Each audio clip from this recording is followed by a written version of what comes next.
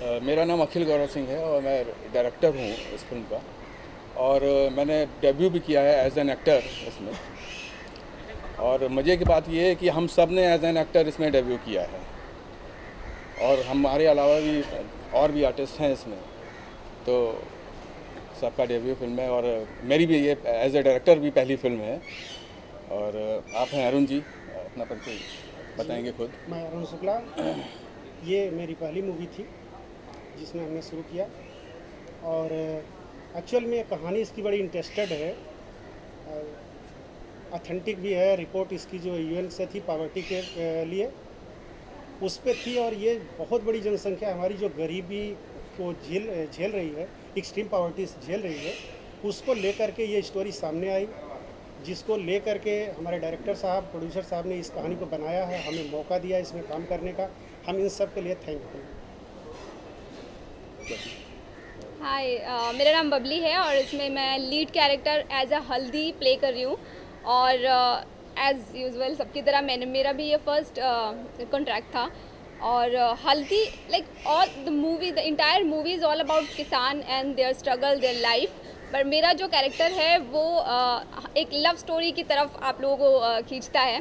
तो love story like जो हल्दी का कैरेक्टर है वो गोबर से प्यार तो करती है, लेकिन the through out the movie वो बताती नहीं है। सो क्लाइमेक्स में आप लोगों को पता लगेगा कि किसी से अपने दिल की बात ना कहना और अपनी फीलिंग्स को दबा कर रखना, लास्ट में वो कितना बड़ा रिग्रेट होता है, वो हल्दी का कैरेक्टर आप लोगों को दर्शाता है। बाकी मूवी का कॉन्सेप्ट ही अपने आप में बहुत बड़ा है, क्योंकि वी ऑल अबाउट फूड। अगर हम खाएंगे नहीं तो आई थिंक सर्वाइव ही नहीं कर पाएंगे। सो अनाज के ऊपर ही पूरा संसार है और जो अनाज को उगाता है वो किसान है। और हमारी मूवी भी पूरी की तरह से किसानों के ऊपर आधारित है, उनकी लाइफ, उनका struggle. So that's it, please sir. मैं Sujeet Pratap Singh as a film producer. Then इस फिल्म का एक important character Vikas Babu play कर रहा हूँ और मोस्ट ऑनली सबको पसंद आएगा। ये फिल्म क्या है, ये फिल्म देखने के बाद समझ में आएगी। किसान जवान, हमारे देश के दो स्तंभ है, एक किसान दूसरा जवान। तो इस पे ही पूरी फिल्म इर्द गिर्द घूम रही है। ठीक क्या है ये थिएटर में पता चलेगा आपको। Thank you. एक इम्पॉर्टेंट बात और मैं बताना चाहूँगा, ये कोई रीमेक नहीं है और ये बाकी फिल्मों से काफ़ी अलग है। जैसे भी मसाला फिल्में होती हैं और लव स्टोरीज़ होती हैं, और क्लाइमैक्स में तो एक ऐसा क्लाइमैक्स है कि कोई अंदाज़ा भी नहीं लगा सकता है। और सबसे इम्पॉर्टेंट वही है कि बिल्कुल ओरिजिनल कहानी है। इसको फिल्म को देखने के बाद ये फिल्म लगती ही नहीं है, हकीकत लगती है। एक एक किरदार इसमें बिल्कुल हकीकत लगता है, कहीं से कोई एक्टर लगता ही नहीं है। तो ये इम्पोर्टेंट बात मुझे बतानी थी। शुक्रिया। कई इंटरनेशनल फेस्टिवल्स में आपने आई थिंक ये फिल्म भेजी है, वहाँ पे जीते भी है, उस बारे में ज़रा बताइए किस तरह से वो रहा। एक्चुअली एक चीज़ बताना भूल गए थे, हमारे एक डायरेक्टर नहीं आए, दो डायरेक्टर हैं हम लोग, तो वो किसी वजह से आ नहीं पाए, दूसरे प्रोजेक्ट वगैरह में लगे हुए थे। तो ये सारे फेस्टिवल उन्होंने ही भेजे हुए थे बनाने के लिए। तो वर्जीनिया से जो सबसे इम्पोर्टेंट है कि बेस्ट पिक्चर और बेस्ट डायरेक्टर का अवार्ड भी, फेस्टिवल का नाम मुझे याद नहीं आ रहा है, लेकिन वो क्या था, तो वहाँ से मिला है। और बाकी और भी हैं। यहाँ दादा साहब फाल्के इंटरनेशनल नॉमिनेशन भी उसमें हुआ था मुंबई में जो है। तो वैसे कोरोना की वजह से भी काफ़ी डिले हो गया इसमें, हम लोग कई फेस्टिवल नहीं भेज पाए और रिलीज डेट आ गई है। तो अब आगे देखते हैं क्या हो सकता है। तो भारत सर्च किया जा रहा है इंडिया में, ये जो कॉन्सेप्ट है ये कितना यूनिक है और कितना इम्पोर्टेंट है आज के लिए। एक्चुअली किसानों की दृष्टि से भी देखें और हम सब अपने दृष्टि से भी देखें तो इसमें बहुत इम्पोर्टेंट चीज़ है कि भारत हमारा खोता जा रहा है। जो हमारी संस्कृति थी, जो सभ्यता थी, और सब चीज़ का व्यापारीकरण हो रहा है। तो हम अपनी वास्तव में संस्कृति को भूल चुके हैं और जो वास्तव में भारत हमारा है वो गांव में ही बचा है, शहरों में तो ख़त्म हो चुका है। तो ये इसलिए हम लोगों ने। सर मेरा सवाल आपसे है, बहुत बुनियादी मुद्दा उठाया, जमाखोरी का है, अनाज की जमाखोरी का मुद्दा उठा रहे हैं। किस प्रकार से तैयारियां की थी गांव में जाके, किस प्रकार से आपने इसकी तैयारी की? बेसिक क्या है कि मैं एक किसान परिवार का बेटा हूँ, मैं खुद भी एक किसान परिवार का ही बेटा हूँ, और ये सारी चीज़ें हमने धरातल पे देखी है कि किस तरीके से जो साहूकार या जो बड़े लोग हैं, किसान उगाता तो ज़रूर है, किसान उगाता ज़रूर है, लेकिन उसके पास एक एबिलिटी नहीं होती कि वो अपने सामान को रख सके। रखता तो उसको अच्छी कीमत मिलती जो उसके परिवार के काम आ सकते हैं। अन्य कई सारे ऐसे समस्याएं हैं किसानों को लेके, जो अगर हमारी सरकार ठीक या हम खुद भी अगर थोड़ा सा सपोर्ट करें तो किसान एक अच्छी ज़िंदगी जी सकता है, जिसके भरोसे हम नहीं, पूरा विश्व टिका हुआ है।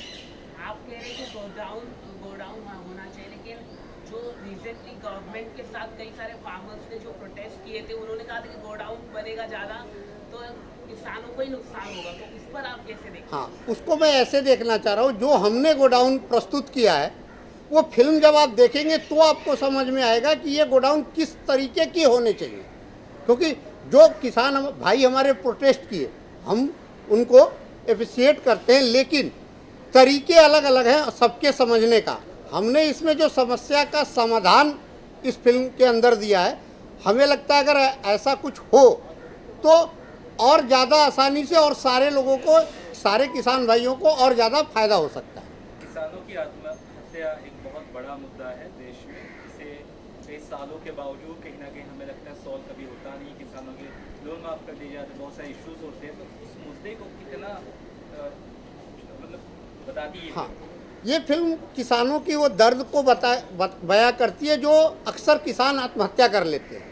उसके पीछे कौन कौन से रीजन है, अगर हम उसको दूर कर दें तो किसानों की आत्महत्या करने जैसी प्रवृत्ति अपने आप इस हिंदुस्तान से ख़त्म हो जाए। तो आप कहीं ना कहीं सॉल्यूशन दे रहे हैं किसानों के मुद्दों को लेकर अपनी फिल्म के माध्यम से? हाँ, मैं इसमें किसानों के मुद्दों को उठाने के साथ साथ उसके सॉल्यूशन भी इस पिक्चर के अंदर हमने प्रस्तुत किया है कि अगर ऐसा हो तो ऐसा हो सकता है। कहाँ शूट हुई ये फिल्म, थोड़ा अगर आप बता। हाँ, ये फिल्म मैं आपको ये बता सकता हूँ, ये फिल्म इलाहाबाद के इर्द गिर्द, यूपी के अंदर इलाहाबाद के इर्द गिर्द कई जगहों पे हुई है। फिर एक बनारस के आगे गाजीपुर एक शहर पड़ता है, वहाँ कुछ हुई है। कुछ अंश इसके चेन्नई में भी शूट हुए हैं।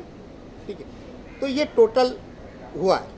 कोई किसानों को मुद्दों को लेकर जो किसान आपने दिखाया है, गोबर नाम रखा है, तो ये क्या था? मतलब गोबर ही नाम क्यों रखा आपने, मतलब क्या कारण? ऐसा है कि देखिए, इस फिल्म के जितने किरदार हैं, सिर्फ आप गोबर पे फोकस हो रहे हैं, मैं ये बताना चाह रहा हूँ इस फिल्म के जितने भी किरदार हैं लगभग गंवई पटकथा पे, गांव में लगभग इस तरीके के जो जैसा रिएक्ट करता है उसका नाम उसी टाइप का गांव के लोग रख देते हैं। ठीक, तो ये उसके हिसाब से ही सारे नाम हैं। जब आप फिल्म को देखेंगे तो लगेगा नहीं ये व्यक्ति अपने नाम के साथ सही तरीके का फैसला किया है। फिल्म कितनी स्क्रीनों में रिलीज होगी, क्या है आगे की प्लानिंग, कब तक रिलीज होगी फिल्म? ये फिल्म 17 दिसंबर को on screen all over India open है, और ये फिल्म लगभग उम्मीद के अनुसार शुरुआत में हमें जो आज दिख रहा है वो आप लोगों के सहयोग से 400 से 500 सिनेमा मिनिमम स्क्रीन पे आएगी। मैम, आपने कितना रोमांस किया इस फिल्म में, क्या होगा आपका कैरेक्टर? रोमांस अगर हम आज के ज़माने को देखें तो उतना ओपनली ऐसा कुछ नहीं है, लेकिन पहले जो छोटी छोटी चीज़ों में हम लोग खुशी ढूंढ लेते थे, लाइक एक दूसरे को देखना, हग करना, वही रोमांस दिखाया गया है जो एक्चुअल में होता है, जो शुरुआत में होता है। क्योंकि स्टोरी ख़त्म हुई नहीं है, स्टोरी शुरू होने से पहले ही लव स्टोरी का एंड हो गया है। क्योंकि लाइक आप मूवी में मेरा सवाल आपसे है, आपकी डेब्यू फिल्म है और आपने बुनियादी मुद्दे पे फिर आप एक्टिंग कर रही हैं, तो कितना बड़ा रिस्क उठा रहे हैं आप? सर, ये मेरे लिए द बिगेस्ट रिस्क और टास्क था, क्योंकि इससे पहले मैंने कभी कैमरा फेस भी नहीं किया था। I am from hotel industry, ठीक है, होटल शांगिला में जॉब करती थी, and all of the sudden I just got the call. So क्योंकि मैं अनाज से ऑलरेडी रिलेटेड हुआ, I am serving the guest, तो वहाँ पर जो मेरा कैरेक्टर था हल्दी, लाइक किसी ने मुझे देखा नहीं था, कि कैसा एक्ट करूँगी. So everybody was very nervous, even me, कि मैं कैसा प्ले करूँगी. उसके बाद जब when I shot the first scene, like मेरे डायरेक्टर जो थे अखिल सर और अक्सर इलाहाबादी, जो कि अभी नहीं है यहाँ पर हमारे साथ, तो उनकी आंखों में लिटरली पानी आ गया था कि they said the first word ही सेड कि हमें हमारी हल्दी मिल गई है. So I was also very happy doing this role. Sir, film की एक बोलते हैं ना, एक डायरेक्टर का बहुत इंपॉर्टेंट रोल होता है, स्पेशली इस तरह की फिल्म अगर बना रहे हैं, स्टोरी मजबूत होनी चाहिए. तो एज ए डायरेक्टर आपको ये स्टोरी कितनी कंक्रीट लगी और किस तरह से इसको प्रेजेंट करो, कितना बेहतर तरह से फिल्म बन पाई, क्या लगता है? नहीं, बहुत ही अच्छी बनाई गई है. डायरेक्टर हमारे हर छोटी छोटी बातों को बहुत गहराई से लिए हैं और हर पॉइंट को उन्होंने मतलब ग्रामीण परिवेश में कैसी स्थितियां हो सकती हैं उसको देखते हुए उठाया है. हर कैरेक्टर को ऐसा जीने को उन्होंने जो है मजबूर किया. ऐसा सीन आएगा देखने, मुझे लगता है हर व्यक्ति इसको अप्रिशिएट करेगा. सर लास्टली सर आपसे जान सर, जैसे कि ये फिल्म क्या OTT पर भी रिलीज की जाएगी बाद में, रिलीज होने के बाद 15 तारीख के बाद, जो क्या है आपकी क्या प्लानिंग की? तो OTT से काफ़ी रीच आउट जाएगी, क्या कहना चाहिए? इसका तो शायद हमारे प्रोड्यूसर साहब ज़्यादा सही जवाब दे सकते हैं. तो सर आप. बेसिक क्या है कि आज का जो दौर है वो हर व्यक्ति OTT की तरफ जा रहा है. बेसिक मैं यहाँ आया हूँ, सार्थक सिनेमा मेरा ब्रांड है और मोस्ट ओवरली आप लोगों को एक इसके साथ साथ भी संदेश दे सकता हूँ. OTT पे आएगी ये फिल्म, ये तय है इस थिएटर के बाद. लेकिन आप लोगों से ये कर रहा हूँ कि वो खुद की अपनी OTT में लेके आ रहा हूँ. लास्टली ये जानना चाहूँगा सबसे एक रिएक्शन की, जो कि फिल्म इंडस्ट्री जो है, लोग निर्माता है, निर्देशक हैं, क्या सीखेंगे इस फिल्म को देख के?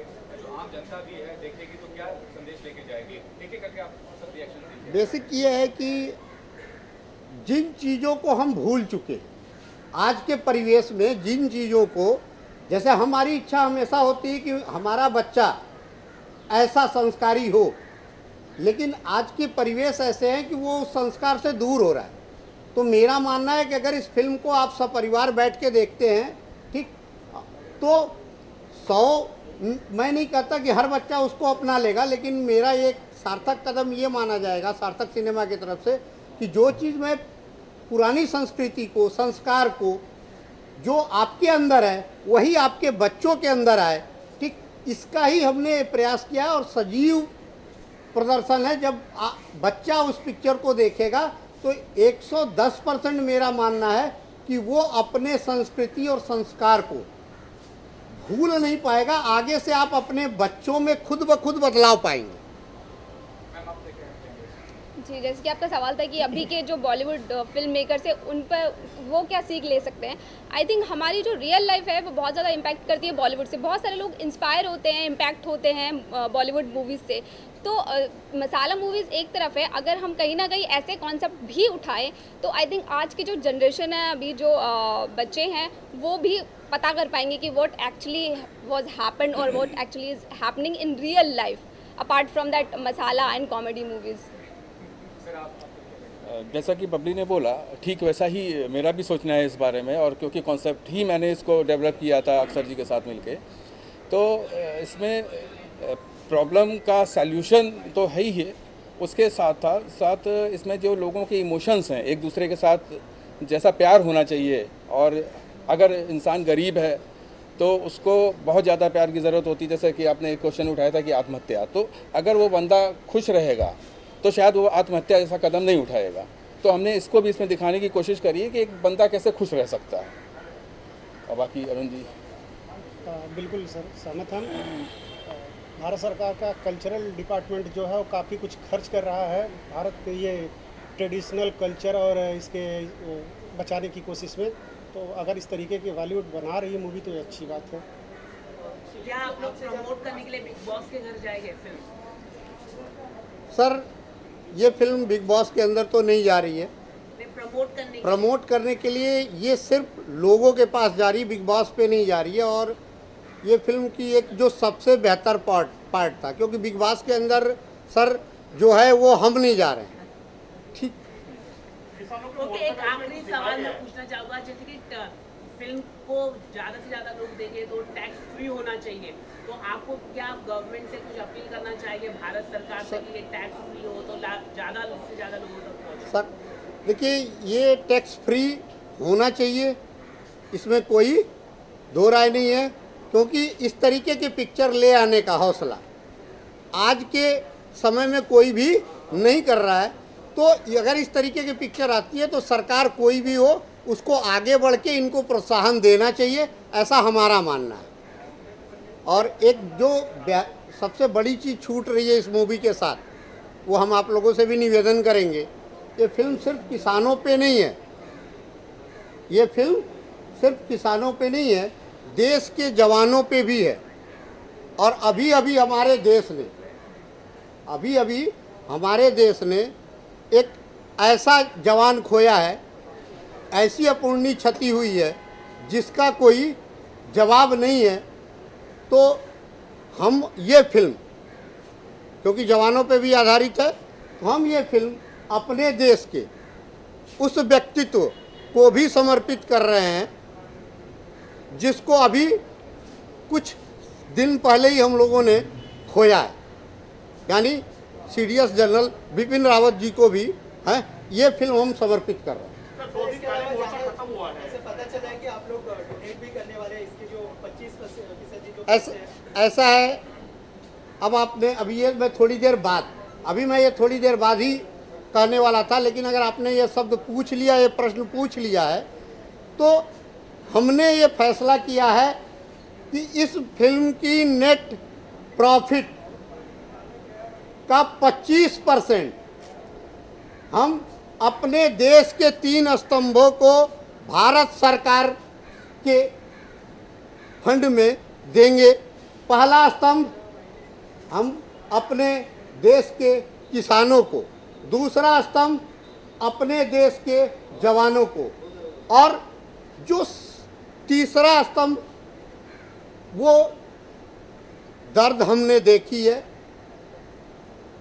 हमारे पत्रकार बंधु इस महामारी में, कोरोना पीरियड में बहुत से अपने भाइयों को खोए हैं, तो इसका एक इनकम, एक हिस्सा हम सरकार को इस तरीके से डोनेट करेंगे कि उन पत्रकार बंधुओं के परिवारों की हित के लिए जो आप कर सकते हैं वो करें। ये फिल्म अपने हिस्से की नेट प्रॉफिट का ये निकाल के दे रही है।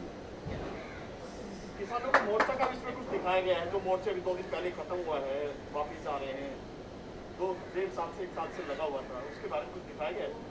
नहीं, क्योंकि ये पिक्चर हमारी इस मोर्चा बनने और आने से पहले की ही शूट हो चुकी है।